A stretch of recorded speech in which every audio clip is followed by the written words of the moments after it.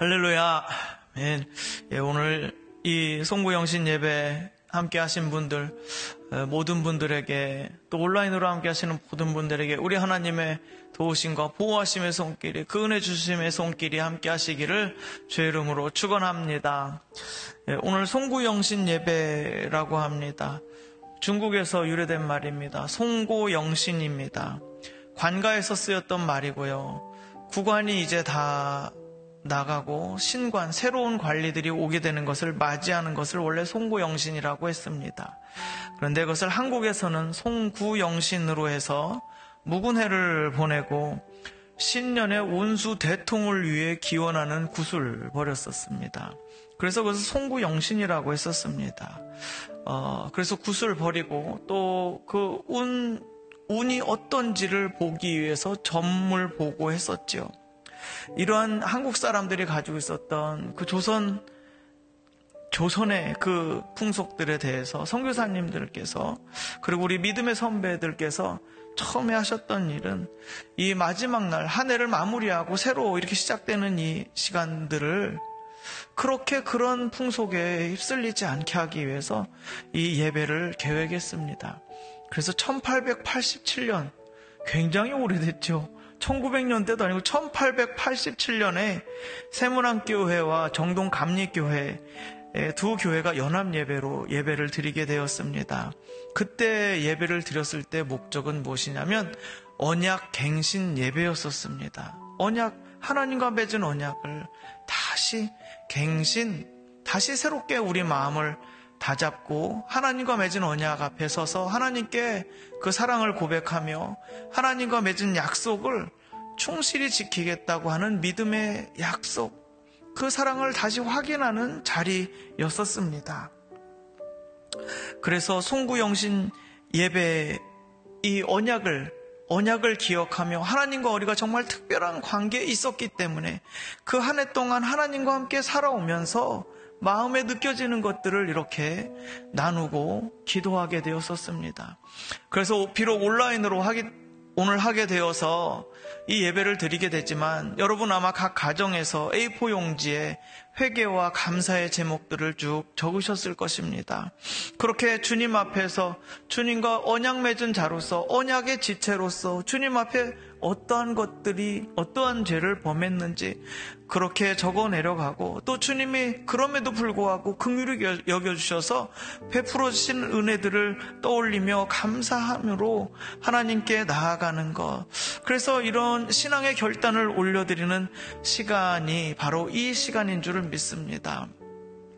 그래서 이제 12시가 넘어가면 또 한 살이 더 늘어나게 되는데, 그런 것 때문에 우리가 연연해 하는 것이 아니라 우리가 그 육신의 나이에 집중하지 않고 우리의 마음은 언제나 28 청춘입니다. 그리고 우리의 마음은 언제나 주님과 함께 있기 때문에 영원하지 않겠습니까? 그래서 우리는 그 주님과 함께 영원한 기쁨 가운데서 감사함으로 우리 마음의 고백들을 올려드리는 것, 바로 이 시간들입니다. 오늘 그 마음 가운데서 여호수아서의 이 맨 마지막 부분을 하나님께서 이 말씀을 나눌 것을 마음을 주셨습니다.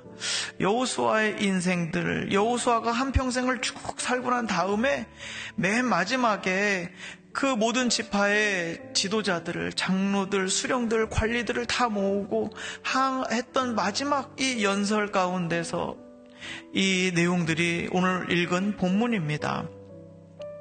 우리가 여호수아의 생애를 이렇게 돌이켜보게 되면요, 보통 우리가 한 해 마지막 하면 올해 초에 떠올렸던 계획들을 가지고 연말에 얼만큼 이루어졌나 표시하고, 또 내년에 1년 동안 얼만큼 이룰 것인가를 다 계획해 본 다음에 이것이 다 이루어지게 해달라고 기도하는, 보통 우리는 그렇게 생각을 합니다마는, 그런데 여호수아의 삶을 살펴보면 볼수록 선이 굉장히 굵다라는 느낌을 갖습니다.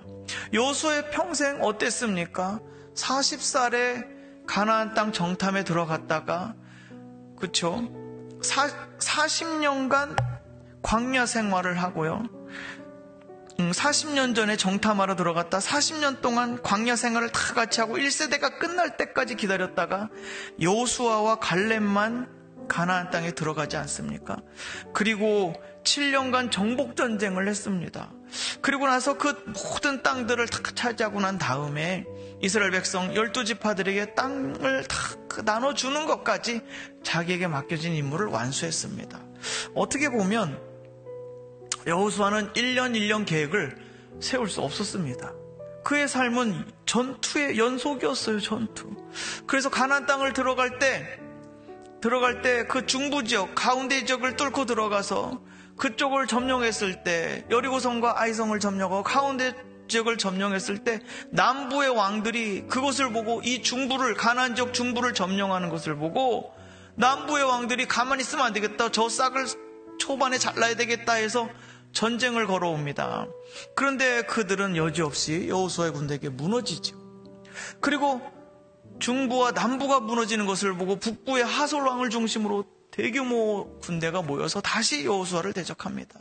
그러니까 7년 동안 계속 여호수아가 계획을 가지고 싸운 것이 아니라 그 땅에 들어가면서부터 그 수많은 저항에 부딪히면서 계속 싸움을 싸워나갔던 겁니다. 즉 여호수아의 삶을 생각한다면, 그리고 이렇게 이 땅을 다 나눠주고, 여러분 이 말씀을 마치고 난 다음에 110세가 되매 그가 임종을 맞이하게 됩니다. 삶이 이제 끝나게 되는 것이죠. 그러니까 이 여호수아의 생애를 보았을 때 그는 1년치 계획을 세운 것이 아니라 여호와 하나님께서 이스라엘 백성을 출애굽시키셔서 가나안 땅에 들어가서 그 땅을 차지하게 하는 하나님 나라를 위한 거대한 싸움에 자기 삶 전체를 다 드렸습니다. 이 선이 굉장히 굵은 거예요. 그 한 가지 목적을 위해서 자기 삶을 온전히 다 내어드렸습니다. 그래서 이 여호수아의 삶을 우리가 가만히 살펴보면 우리가 얼마나 작은 일에 일비하는지 모르겠습니다. 이렇게 큰 목적을 놓고 하나님 나라의 시작과 완성을 위해서 자기 삶을 그 큰 목적을 향해서 탁 하고 던져놓으니까 40년 광야 생활도 지나갔고, 그리고 7년간의 그 지긋지긋한 전쟁, 여러분 전쟁이 얼마나 힘듭니까? 군대에서요 훈련 일주일만 뛰고 나도 뻗어버립니다. 잠도 못 자죠. 밥도 제대로 못 먹지요. 씻지도 못하죠. 몸은 근질근질하죠. 계속 행군해야 되죠. 발바닥이 막 물러 터지죠. 난리가 납니다. 아유, 제가 어쩌다 81mm 맡게 돼가지고 군장에 81mm 보매고 막 산을 뛰어오르고 방독면 쏘고 이러다 보면 일주일이면 그냥 끝납니다. 그런데요, 여호수아는요, 그 광야 40년도 그 목적 한 가지를 놓고 지나갔었고요. 그 무의미한 시간들도 이겨냈습니다. 그리고 그 7년이라는 그 수많은 전투, 피비린 나라는 전투도 그는 그것을 다 감당해 나갔습니다. 1년치 인생이 아니라요, 그 하나님 나라를 위한 싸움, 그리고 그 백성을 이제 이 땅에 안착시키기 위해서, 안식을 얻게 하기 위해서 싸워내가는 그 싸움, 그 한평생을 그대로 하나님 나라를 위해서 드렸다라는 거. 그리고 이 생의 마지막 유언을 딱 남겨줄 때 그 모습을 우리가 한번 상상해 보았으면 좋겠습니다. 자, 우리 이 여호수아의 말씀, 그 마지막으로 그 싸움을 싸우고 난 다음에 14절에 이렇게 말씀합니다. 우리 같이 함께 14절, 여호수아 24장 14절 말씀을 함께 읽어보도록 하겠습니다. 그러므로 이제는 여호와를 경외하며 온전함과 진실함으로 그를 섬기라. 너희의 조상들이 강 저쪽과 애굽에서 섬기던 신들을 치워버리고 여호와만 섬기라. 아멘. 그래서 이 두 가지로 분명히 요약할 수 있습니다. 오늘 여러분에게 두 가지를 말씀드리려고 합니다. 그것은 무엇입니까? 첫 번째는 여호와를 경외하라입니다. 여호와를 경외하라. 이 경외하다는 말씀의 뜻은 두려워해라, 이 말씀입니다. 하나님을 두려워하라. 거룩하신 하나님이 지금 너희들 눈으로 다 보지 않았느냐? 이 가나안 땅에 그 죄악이 관영하였을 때 하나님은 의로우신 하나님이시며 그 땅에 이 죄악들을 두고 보지 않으시는 하나님이시므로 그 죄악에 대해서 반드시 심판하시는 하나님이시기 때문에 그 하나님의 의로우심을 보고 그 심판하신 하나님 앞에 지금은 우리를 들어 사용하셔서 그 땅을 심판하시지만 우리 역시도 심판받을 수 있다는 것을 기억하고, 우리가 죄에 대해서 늘 그 죄에 대해서 우리 자신을 멀리하라고, 하나님을 두려워하며 그 죄에서 멀어지라고 권면하고 있습니다. 그리고 그 그 죄를 짓게 될 때에도 얼른 돌이켜서, 죄를 범할까 봐서 하나님의 의로우심 앞에서 죄를 범할까 봐서 언행, 말과 행동을 단속하는 것뿐만 아니라 혹시나 죄를 범했다 할지라도 주님께 바로 돌아와서 회개하며 그 죄의 중함과 하나님의 심판의 두려움을 알으라는 것입니다.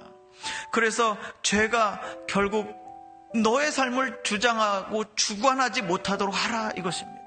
그래서 하나님의 의로우심이 하나님의 백성의 삶을 주관하실 수 있도록 이렇게 이야기해주고 있습니다. 여러분, 세상과 하나님의 백성의 차이가 무엇입니까?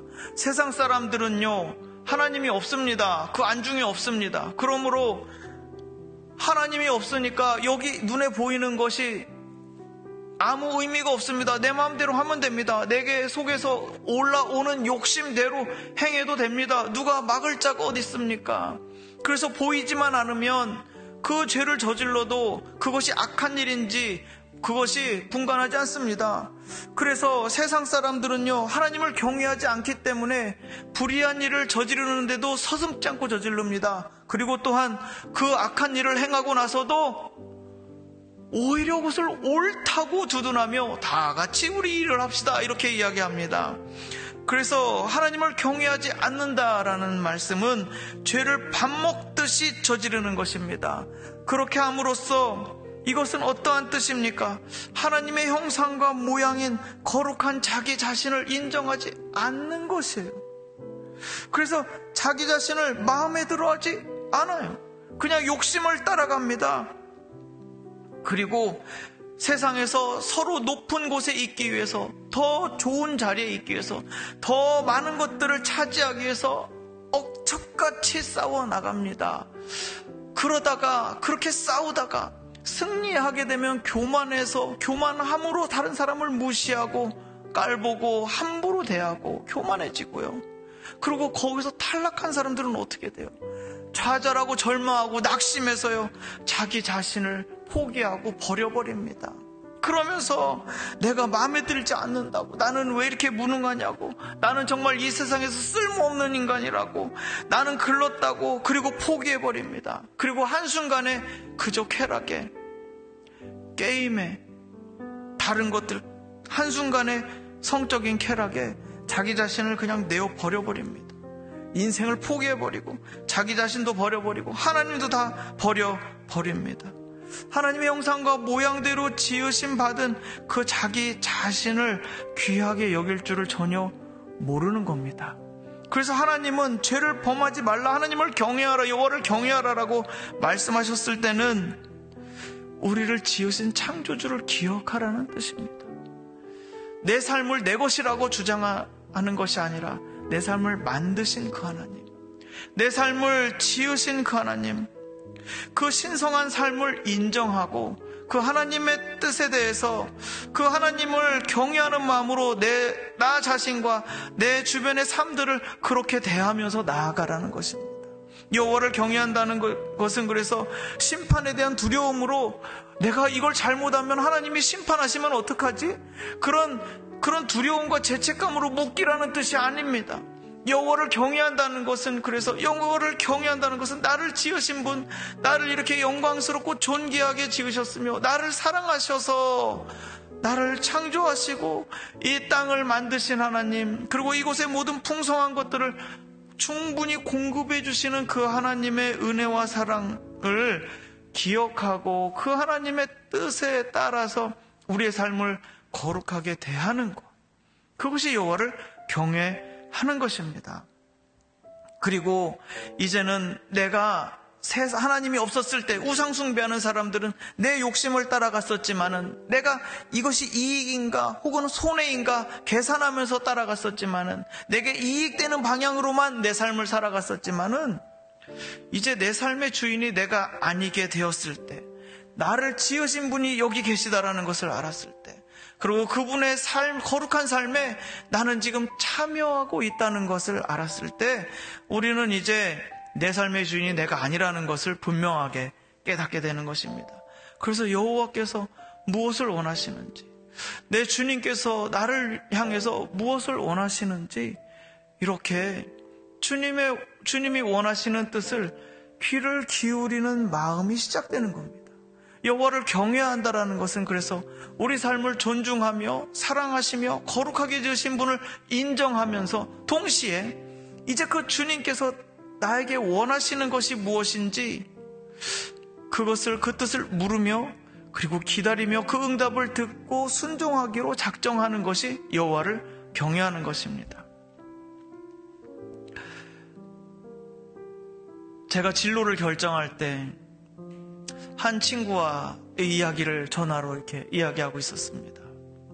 그런데 다른 친구와 다른 선배들은 이렇게 하면 이게 유익이고 이렇게 하면 이게 더 좋은 거야 라고 다 이야기를 해줬습니다. 그런데 한 친구가 있었어요. 근데 그 친구가 다 제 이야기, 그 진로에 대한 고민을 다 듣더니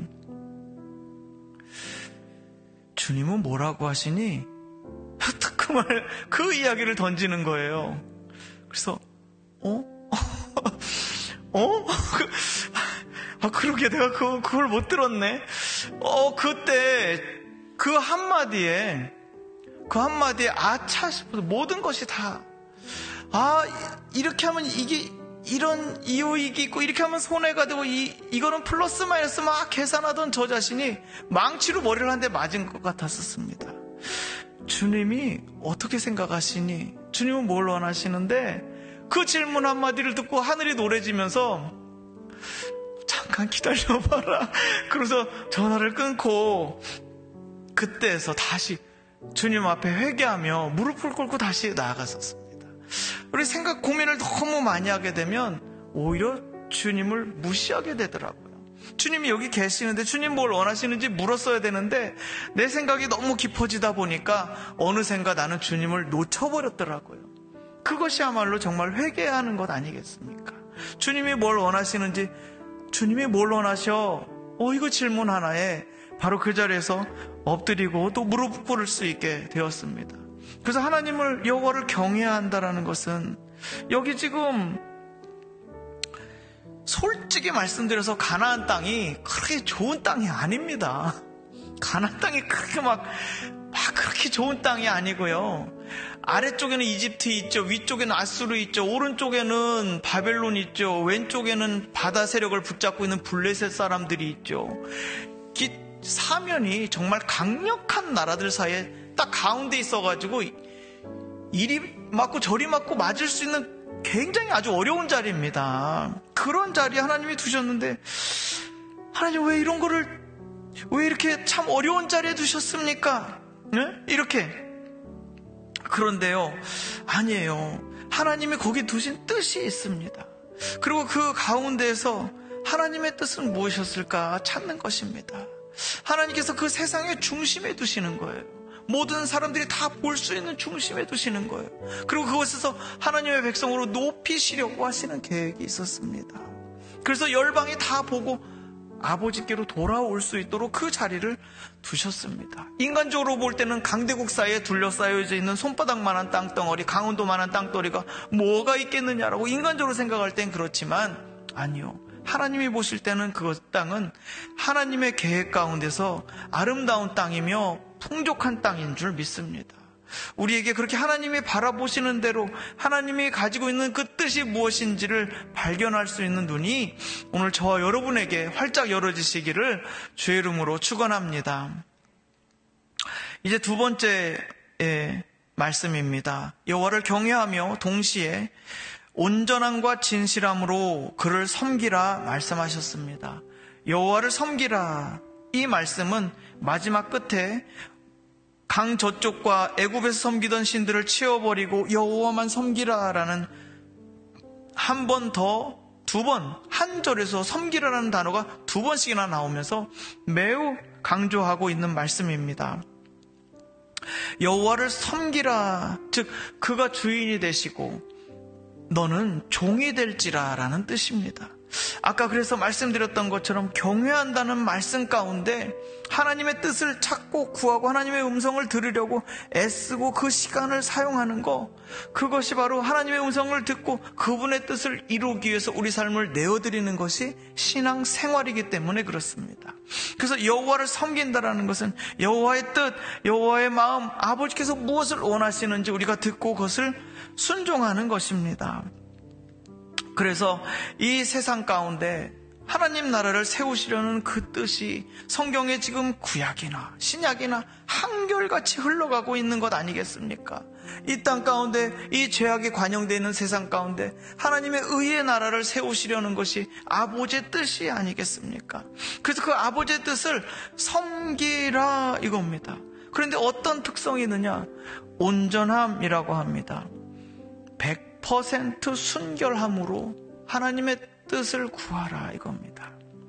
그리고 진실함이라고 나와 있습니다. 그 진실함이라는 것은 견고하다라는 뜻입니다. 100% 견고함으로, 즉 흔들리지 않고 고민하지 않고 하나님의 나라, 하나님의 뜻을 섬기라라는 뜻입니다. 그래서 의도와 목적에 있어서의 순수함으로 견고하게 하나님의 나라를 위하여 싸우라. 그 하나님의 나라를 위해 싸우는 것, 하나님 나라를 위해 애쓰고 힘쓰고 주의 뜻을 섬기기 위해 살아가는 삶, 그것이 얼마나 멋있는 삶인지 모르겠습니다. 여호와를 섬기라라고 말씀하실 때는 하나님께서 하신 일에 근거하여서 여호와를 섬기라고 말씀하고 있습니다. 하나님께서 하신 일은 무엇입니까? 이스라엘을 이집트의 노예에서 풀어내셔서 구출해 주셔서 하나님께서는 그 백성을 자유케 하여 주셨습니다. 하나님이 이 백성에게 자유를 주시는 이유는 무엇입니까? 이집트에 있는 수많은 신들로 그 신들의 지배에서 벗어나게 하셔서 참되고 살아계신 하나님 한 분만을 섬기게 하기 위해서 그 자유가 주어졌습니다. 그래서 그 자유는 육체를 위한 자유가 아니라 하나님을 섬기기 위한 자유인 줄을 믿습니다. 또한 두 번째로는 하나님께서는 땅을 소유하게 하셨습니다. 바로 그분께서 이 땅을, 가나안 땅을 선물로 약속하시고 그 약속하신 것을 직접 주심으로 그 약속을 이루어 주셨습니다. 땅을 각 지파들에게 나누어 주심으로써 그 땅을 차지하게 하시고 참된 안식을 누리게 하셨습니다. 누구든지 그 땅에서 올바르게 땀을 흘리게 하여 주시고요, 그 노동을 통해서 보람을 느끼게 하시고 풍요와 번영을 하나님께서 허락하여 주셨습니다. 그곳에서 일하는 대로 대가를 내 것으로 이렇게 취할 수 있고 가질 수 있는 세상을 활짝 열어주셨습니다. 그러므로 하나님께서는 우리를 그 인생의 밑바닥에서부터 건져내셔서 그 땅을 허락하여 주시고 참된 안식을 주신 하나님이십니다. 그래서 이 백성들이 17절과 18절에서 아까 읽은 이 17, 18절에서 고백하고 있는 것처럼 하나님께서 우리를 구출해내시고 그 큰 이적들을 행하시고 우리가 지나온 모든 길과 그 모든 백성들을 다 지켜주셨으며 또 그 땅에, 이 가나안 땅에 거주하던 가나안 족속 전부를 우리 앞에서 다 몰아내셨습니다 라고 믿음의 고백을 하지 않습니까? 즉 그것은 이 2세대, 출애굽 2세대들은 분명히 이집트에서 삶을 기억하지 못합니다. 그들은 이집트에서 있지 않았습니다. 그리고 그 출애굽할 때 그 모습들을 전혀 보지 못했습니다. 그럼에도 불구하고 하나님 우리 여호와께서 우리 조상들을 인도하여서 마치 이제는 우리 조상들이 겪은 것이 나의 경험이며 나의 믿음이며 그것이 나에게 있어서 증거가 됩니다라고 고백하고 있는 것이죠. 여호와 하나님을 추상적으로 막연히 그냥 좋은 분으로 믿는 것이 아니라 여호와께서 어떤 일을 우리 인생 가운데 행하셨는지, 우리 조상들에게 행하셨고 우리에게 어떤 것을 행하셨는지 그것을 나의 역사로 받아들이고 하나님께서 내게 주신 증거로 받아들이는 것이 바로 신앙생활인 줄을 믿습니다. 우리는 한국 사람입니다. 2020년도 살고 있습니다. 그럼에도 불구하고 우리는 이 믿음의 고백을 동일하게 할 수 있습니다. 그리스도 안에서 언약 관계를 통해서 우리가 아브라함의 복에 연결되었던 것처럼 우리는 역시 우리 조상들이라고 말을 할 수 있는 것입니다. 우리 조상들을 향하여 여호와께서 친히 이집트에서 건져내셔서 구출하셔서 참 자유를 허락하시고 그 자유함으로 여호와를 섬기게 하셨으며 그 땅을 주셔서 그 땅에서 참된 안식을 누리게 하셨습니다. 여호와께서 우리에게 주시려는 것은 이전에 주셨던 것을 우리는 증거로 가지고 있으며 오늘 우리의 삶 가운데 주님께서 그렇게 일하실 것을 저는 믿습니다. 우리의 믿음은 바로 이런 것입니다. 그렇게 하나님께서 하신 유일한 이유가 한 가지입니다. 단 한 가지 이유예요. 긍휼히 여기셔서요. 불쌍히 여기셔서요. 그 작은 아브라함과 그 작은 이 민족, 이 작은 민족, 정말 볼품없는 민족, 노예 생활하며 짓밟히고 있던 그 민족을 여호와께서 긍휼히 여기셨기 때문에 건져주시고 그들에게 땅을 주시는 분이십니다. 하나님의 전적인 은혜이며 하나님의 전적인 사랑으로 이런 일들이 일어나게 된 것입니다. 그러므로 우리 눈에는 보이는 것 없고 손에는 잡히는 것 없다 할지라도 우리는 이미 성경을 통해서 하나님께서 이러한 일들을 행하셨음을 강력한 증거를 가지고 우리는 믿음 생활을 해 나가는 것입니다. 그래서 여호와를 섬긴다고 할 때 하나님께서는 반드시 이전에 우리 조상들에게 이렇게 하셨던 것처럼 우리를 그리스도 안에서 구출하시고 그리고 구출하셔서 예수 그리스도 안에서 우리에게 하늘의 유업을 영원한 소망, 산 소망, 베드로 사도가 말했던 산 소망, 그것이 무엇입니까? 부활하여 영원한 생명을 누리게 하시는 하나님의 은혜, 그리고 그것을 우리가 믿음으로 받아들일 때 우리 안에 참된 안식이 있을 것이다, 이것입니다.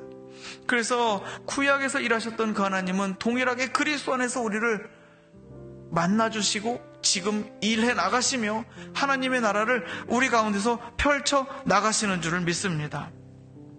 이 하나님을 이제 우리는 바라보고 섬기는 것입니다.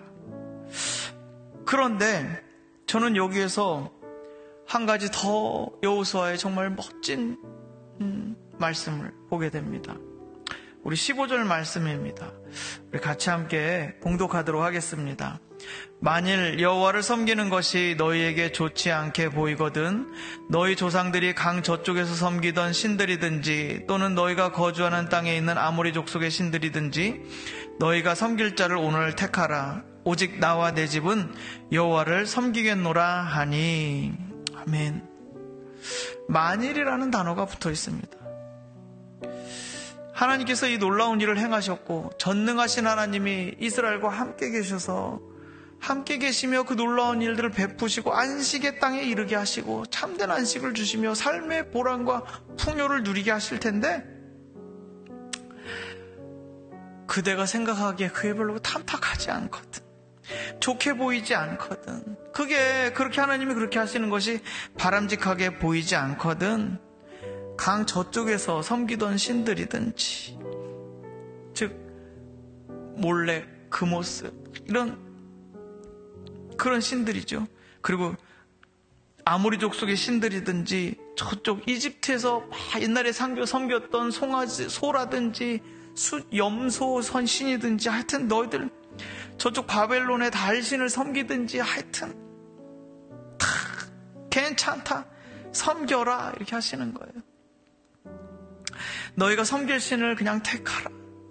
여호와 하나님이 탐탁하지 않거든. 마음에 들지 않거들랑 막 그냥 섬기라. 그 우상이라는 것을 여러분 영어로 하면 뭡니까? 아이돌입니다. 아이돌이 뭡니까? 열광하는 너무 사랑해서 막 자기 빅팬이라고 그러죠. 완전히 열광하며 따르는 겁니다. 방탄소년단, 방탄소년단처럼 그런 것들, 연예인이나 가수나 배우나 상관없습니다. 막 열광해서 막 따르는 거, 그것을 아이돌이라고 합니다. 우상이라고 하죠. 옛날에만 나무와 돌로 깎아 만든 우상이 없다고 해서 우상이 없다고 하는 것이 아닙니다. 현대도 여전히 우상은 존재합니다. 왜? 사람이 그대로니까요.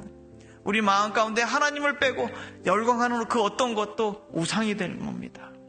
그래서 그것이 자기 자신이든 혹은 어떤 연예인이든 상관이 없습니다. 그 돌로 깎은 것이든 나무로 만들 깎은 것이든 아니면 지폐로 숫자가 써있는 돈이든 그건 어떤 것이든 여호와 하나님 말고 내가 열광하고 열심히 쫓아가는 것이 있다면 그것이 바로 우상입니다. 그런데 여러분, 한 가지 기억하시기 바랍니다. 우리 기독교인들은 정말 옛날에요, 프로테스탄트, 우리 기독교인들이 처음 개신교가 일어났을 때는 천주교, 천년을 내려온 이 천주교 로마 카톨릭에서 분리해 나올 때, 그때 바로 천주교에 있었던, 카톨릭에 있었던 성상들이 있었습니다. 글자를 모르기 때문에 전부 조각해서 예수님의 생애를 다 이 조각해서 보여주면서 이거 교육하던 거였었습니다. 그런데도요, 우리 개신교의 첫 믿음의 선조들은요, 그 거룩한 상이라 할지라도 그것은 아이돌이라고 했습니다. 그래서 그 모든 것을 다 파괴했습니다. 그래서 교회는 어떤 형상도 남아있지 않습니다. 그래서 우리 기독교는 어떤 우상도 우리 앞에 두지 않겠습니다. 정말 전심으로 여호와를 따르겠습니다. 전심으로 하나님을 섬기겠습니다. 그런 믿음을 고백하는 자들이 기독교인들입니다. 어떤 것도 불순물이 섞이지 않게 하겠습니다. 전적으로 하나님을 사랑하며 따라가겠습니다. 그 믿음의 고백, 우리 선조들이 했던 그 믿음의 고백을 따라서 지금 우리 기독교는 이렇게 성상을 만들어 놓지 않습니다. 예. 자, 그렇게 본다면 우리는 이 여호수아의 이 말씀을 통해서 하나님 아버지의 마음을 조금 더 알 수 있습니다. 하나님께서는요, 정말 사랑하고 정말 함께 있고 싶지만 탐탁치 않거든. 그렇게 하신 하나님이 마음에 들지 않거든. 자유를 주십니다. 가시오.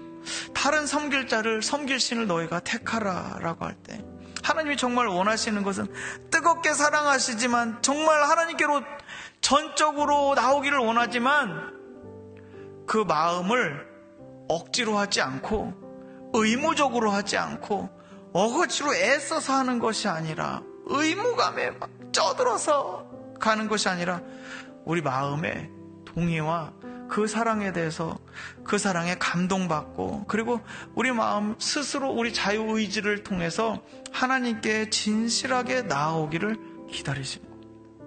하나님은 그래요. 하나님 우리를 사랑하십니다. 자기 삶을 다 내던져서라도 자기 삶을 다 소비해서라도 우리의 삶을 세워주려고 하시는 분이십니다. 그분의 마음은 변함이 없어요. 세월이 가도 변함이 없습니다. 그런데 우리가 우리의 진심으로 하나님 사랑합니다라고 고백하기를 기다리고 계시는 분이십니다. 그리고 하나님을 택하기를 바라시는 분이세요. 저는 이것 때문에 너무 가슴이 아파요. 아니, 하나님이면 좀 칼 있으마 있게, 야, 넌 나를 사랑해야 돼 라고 막 억지로 확 끌고 갔으면 좋겠어요. 그런데 하나님 그렇게 하지 않으세요. 기다리십니다. 그리고 선택할 수 있게 그 자유를 주십니다. 정말 이것이야말로 사랑하는 거 아닐까요? 그래서 강압적으로 끌고 가는 사랑이 아니라 그 자유의지, 자유의사에 맡기면서 떠날 수도 있는, 그리고 선택하지 않을 수 있는 자유를 허락하시면서 그 마음은 무엇이냐, 용광로와 같이 뜨겁게 사랑하시며 기다리시는 분이 하나님이십니다. 참 기가 막힌 분이시죠. 그 하나님이 그렇게 기다리고 계신 거예요. 그래서 그 하나님의 사랑을 아는 사람들은 모두 다 이렇게 반응합니다. 오직 나와 내 집은 여호와를 섬기겠노라, 이렇게 고백합니다. 하나님은 그런 분이십니다. 성령 하나님도 마찬가지예요. 성령님 인정합니다. 환영합니다. 그리고 저 안에 들어와 주셔서 저의 주인이 되어 주십시오라고 초대하지 않으시면 기다리고 계세요. 강압해서 막 들어오지 않으십니다. 그래서 성령님도 항상 우리가 요청하고 들어오시도록 해야 그분은 그 인격에 우리 마음의 문을 열어드릴 때 성령 하나님께서 우리 안에 들어오시는 것이거든요. 그래서 하나님은 여호수아를 통해서 말씀하였듯이 선택의 여지를 주시는 분이시며, 그리고 그 마음속에는 여호와 하나님을 선택하기를 간절히 바라고 기다리시는 그 하나님. 그 아버지의 마음을 헤아릴 수 있는 이 밤이 되시기를 주의 이름으로 축원합니다. 그래서 이렇게 말씀하시는 것은 우리에게 결단을 내리도록 하나님께서 말씀해 주시는 것입니다. 분명하게 마음을 정리하십시다. 이 어중간하게 하나님을 내가 믿는 것 같기도 하고 또 따라가는 것 같기도 하고 하나님을 사랑하는 것 같기도 하고 또 그렇지 않은 것 같기도 하고 그런 어중간한 마음들을 오늘 우리 정리했으면 좋겠습니다. 오늘 이 밤에는 희미했던 신앙에 대해서 다시 한번 그 마음들을 다잡기를 원합니다. 하나님과 우리는 언약 관계 안에서 영원한 사랑을 약속한 관계입니다. 그리고 그 관계 안에서 하나님은 우리에게 늘 성실하고 충실하게 우리를 대해주고 계십니다. 오늘 그 하나님에 대해서 저 여러분 어떤 마음을 올려드릴 수 있을까요? 그리고 우리의 삶에 이 작은 것들로 인해서 일희일비하는 그런 삶이 아니라 우리 삶의 전체 큰 그림을 놓고 하나님 나라를 위한 이 큰 싸움에 그리고 이 하나님 나라를 온전히 누리는 이 놀라운 축복 가운데 저와 여러분이 마음을 결정하고 하나님께로 사랑을 고백하며 나아가는 것을 주님은 지금 기다리고 계시는 줄을 믿습니다. 오늘 이렇게 이 여호수아의 말씀을 통해서 우리를 기다리신 하나님, 또 우리의 선택을 기다리고 계시고 바라고 계시는 그 하나님의 마음을 헤아리면서 오늘 이 밤 또 새해를 맞이했으면 좋겠습니다. 그래서 이제는 더 이상 머뭇머뭇하는 믿음이 아니라 이제는 더 이상 고민하고 방황하는 믿음이 아니라 오늘부로 모든 흔들렸던 것들 또 그 사이 하나님과 나 사이에 꼈던 모든 이물질들을 다 걸러내버리고 순전하고 온전한 마음으로 그리고 견고한 마음으로 하나님을 사랑하고 하나님을 경외하며 하나님을 섬길 수 있는 그러한 결단이 있는 밤이 되시기를 주의 이름으로 축원합니다.